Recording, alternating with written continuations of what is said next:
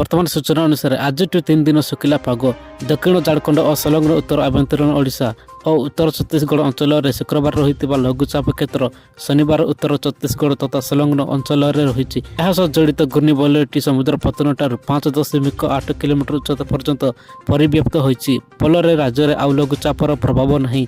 आसंता 24 घंटे यह पश्चिम उत्तर पश्चिम आड़ को गति कर उत्तर पूर्व मध्य प्रदेश आड़ को गति कर फल आसंता 3 दिन राज्यर पाग शुखिला पाग कराटिया मौसुमी जनित निम्नचाप रेखा एवं गंगानगर नारनौल दातिया सातना हो लघुचापर केन्द्र दे उत्तर छत्तीसगढ़ और संलग्न ओडिशार केन्दुझर बालेश्वर और दक्षिण पूर्व आड़क उत्तर पूर्व बंगोपसागर आड़क लंबी यार प्रभाव में ओडिशार आसंता 3 दिन काँ बाँ वर्षा हो पारे। 23 तारिख राज्य में पुणी वर्षा प्रभाव बढ़ी पारे बोली आंचलिक पाणीपाग विज्ञान केन्द्र पक्षर कहुई।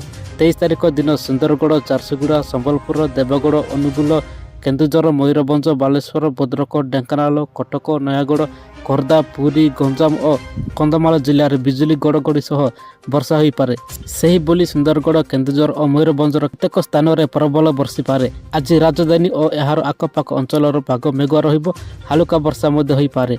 रातिर सर्वनिम्न तापमात्रा 25 डिग्री मध्य रहिबो। बास यह वर्तमान पाणीपाग विभाग लेटेस्ट अपडेट्स आगक पाणीपागर सठिक सूचना जानापी आम चैनल सहित जोड़ी हो रहतु।